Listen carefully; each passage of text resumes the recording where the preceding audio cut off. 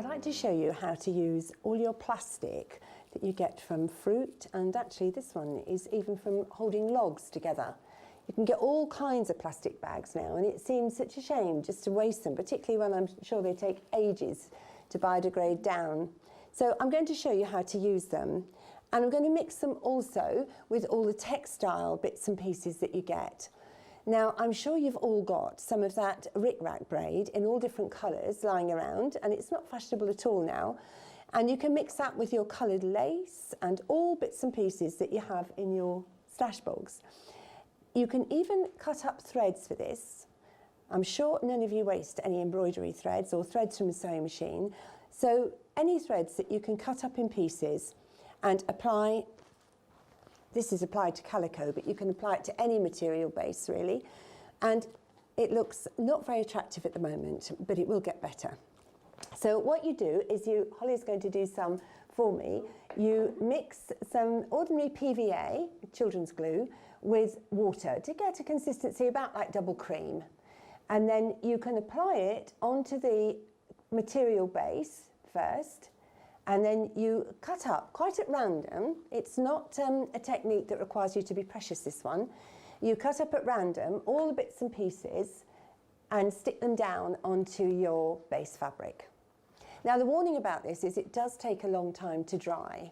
I actually put it on the top of my cooker for a few days, but you can put it in the airing cupboard or you can leave it out in the sun when we get some, but it does take a while to dry. When it's dry, it becomes a very stiff fabric. Now, it is possible to stitch on this. I actually haven't stitched on many of my pieces simply because it is so tough and you can risk breaking a needle. But to transform it, you need to use paint. I, at the moment, have used ordinary screen paints to cover it, but you can use any fairly thick textile paints or my favourite paint, which is Lumiere paint, the metallic one. But anything that's thick and will stick. And so when you've covered it in paint, and Jamie's going to finish this bit, it will cover up quite nicely. You can have to put the brush very deeply into the creases so you can cover it up, that's right. And then when it's dry, don't put too much liquid on it because the obvious thing will happen, things will start to come unstuck again. So just be careful, use a fairly dry brush and rub it in hard. Then when that's dry and finished, yes, covers it all up, there is a number of ways that you can enhance it.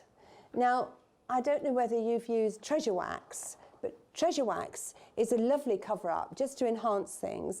And you use a very small amount of it. You use God's paintbrush, your finger, and you just use a very small amount, and you can apply that lightly to the surface. And I don't know whether you're able to see on camera, but it just brings it up so it shows the light and dark. And then what I was doing was I was cutting strips. You need an ordinary cutting mat, and that's right, and a blade cutter. Be careful because again it can be quite stiff in parts, so you might need to use the scissors for some of this cutting because you don't really want to damage the blade. And then if you cut it into strips or any shape that you fancy, you can turn it into cards. Now, I've used scrim. I love scrim as a fabric, and I space dyed some of this, and this colour as well. And then I've applied bondaweb on the back, or if you're from the States, it's Wonder Under, I believe. So I've applied it at the back, and just cut the shape that you require. And peel it off, the backing off from the bondaweb. This is a tricky bit. And then you can iron it. Be sure to protect your iron and your ironing board with baking parchment, and you just lightly iron it on. That's it. And there's another one done ready there. And so now, according to the colour scheme that I want, I can cut the piece of plastic, and using glue, stick glue is easy for this, you shouldn't really use glue with textiles, but sometimes there's an exception to the rule. And then you can just stick that down. Here you are, Jamie, what do you think? Do you want to give that a bit of pressure for me? That is so lovely. Do you like that? It looks so oldie-worldy, doesn't it? It does look very antiqued. I like the way that the treasure wax just hits the high spots. It does. To show the relief. Yes, it does. You can use any colour. And the colours just, I mean, it starts off a bit of a mess, but as soon as you apply the paint, it all blends all the colours together and it becomes a beautiful relief. It does, and sometimes you can pick out pieces of lace that you might have applied, like pieces here. When that's painted and you highlight that with the treasure wax, you can pick that motif out. And I'll just do a green one to go on the green scrim. You can use any backing. You can use felt, any kind, or dyed fabric. You could use tea bags, you know, Jamie. Oh, yes, and that would give you a different result. I have tried using long pieces to make bookmarks too, so that's always a thought. Something that when I was experimenting with your technique, Marilyn, I had other things that I coloured the background with.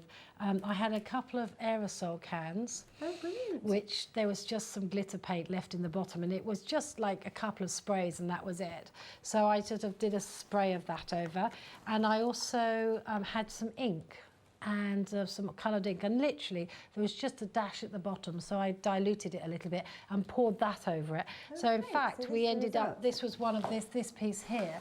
You can just see that there's some metallic spray in there and a little bit of ink, and I was just really trying to use up any leftover bits, and I was able to clear half a cupboard of sort of half-empty stuff that I didn't know what else to use for. That's so lovely. I don't think I'd even paint that. That's no, I was going to say that one is actually not even, we haven't even done anything with that. And I'll tell you where the colour comes from that, is actually the fabric. We didn't use white calico for the background. We used some pattern fabric. And I think you'll see that actually the colour, if I lift it up here, I can show you. Oops. I actually decided, one of the challenges I had was how to mount it onto the card, and I found that with the double-sided sticky tape it preferred a paper background. So I got in terms of recycling, I got a paper carrier bag, and laid the fabric on that. And so to avoid it sticking to the table, I just thought, well, it sticks to the paper, let's keep it stuck to the table. So eventually, obviously, we're going to cut this out and divide it into strips and make some cards. But I think because I love stitching, I may have to do some embroidery, some automated stitches or free machining. You just have to be very careful, of the lumpy bits. And it can get very stiff, so you might need a jeans needle or something sharper to get through. And I think also, if you look here on this piece, it's quite flimsy. However, there's a few areas which are really thick and very hard, and I shall just avoid the needle going through there. Of course, they'd actually be enhanced by hand stitch. So, you know, in wool and a big needle. Okay. That, if you wanted to add stitch, that might be an opportunity. You can see the contrast here between the metallic spray and the actual sort of natural state that they were in. So I can just see lots of depth, lots of sort of it's amazing how you can stretch all these techniques. And there was one there which I can't quite reach, but actually it's all on the brown paper bag. That was all the threads, because we obviously have lots of end bits that we've cut. We don't let them all go on the floor and have to hoover them all up. We put them in a special box as we go along, and it's quite a lot there, so we kind of laid it all out onto the glue and created another surface. I'm not quite sure where we're going with that one yet. That's a little bit out there, but I'm sure we'll come up with something beautiful. I'm sure there'll be something beautiful, Jamie, at the end. So, right, well, I think we've must have used all of our textile stash, but I believe you've got one more technique that we haven't covered. Is that right? Yeah, next we've got a similar technique using the very last remnant of the stitch shed. We're using threads and scraps to create another fabric.